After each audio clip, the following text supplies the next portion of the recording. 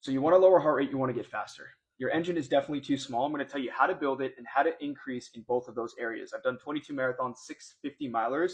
I never did zone 1, zone 2 training. I practice what I preach. I'm going to tell you why zone 3 completely turned me into a machine.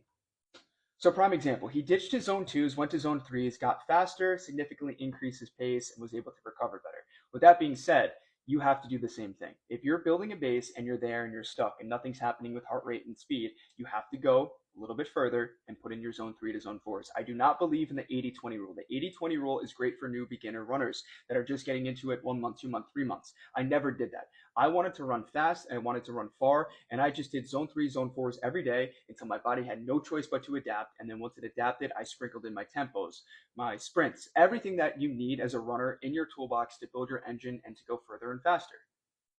So the whole run slow to run fast doesn't make any sense to me. If you want to drive a car fast, you're not going to go 40 miles an hour, are you? No. So if you want to go fast, you train your speed work. The person that does more speed work compared to the guy that's sitting in zone 1, zone 2s is going to run faster. It is common sense. So people that debate me on that topic, it's thrown out the window. I've got all my stats to show it, along with if you look at science and you want to put two people on the starting line, the guy that's trained, let's say 60% of his run zone 3 to zone 4s, as opposed to the guy that's just training 20%, he is going to go further and faster. Let's just say they have the same genetic makeup, same calories, same height, same weight, same shoes, same variables. It is common sense. So same thing with lowering your heart rate. The person that stresses their heart more, that's able to recover more, that's able to pump more blood, obviously we talk about stroke volume a lot, we talk about the lactate clearance, is going to have a lower heart rate and run more efficiently, is able to burn more fat, more glucose, and cycle that engine very, very effectively compared to the guy that's just doing zone 1, zone 2s all the time.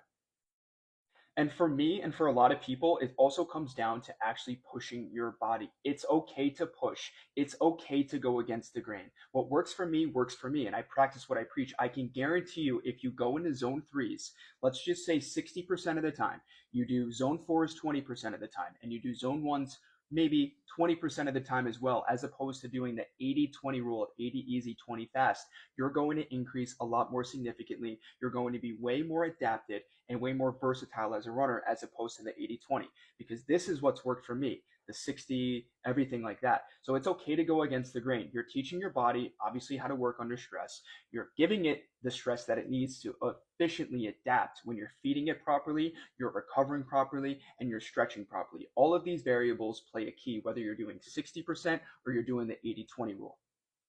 So zone 3 works because you're throwing in some race pace all the time. You're getting your body used to it. You're getting a better cadence turnover time.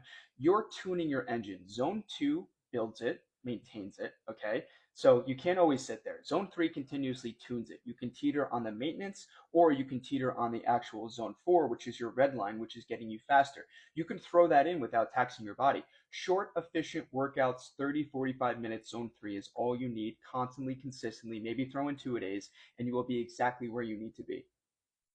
So I challenge every single person to do this. 3 months to 6 months of a lot of zone 3 work. Get away from the 80-20. If you see no changes and you've built an engine, get rid of the 80-20. If you're new into running, stay with the 80-20. Keep in your zone 1, zone 2s for maintenance. But you can do zone 3s, 40-minute workout in and out, and get way more quality out of it than a zone 2 X amount workout, right? Your body is going to be able to adapt. I'm telling you that right now.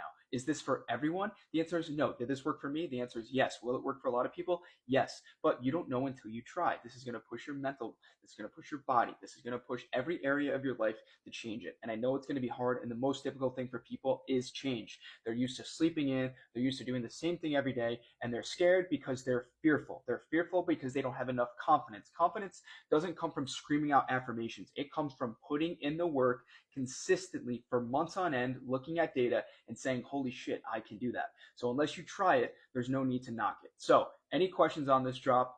Obviously a comment. I respond to everything, and I'm out of here.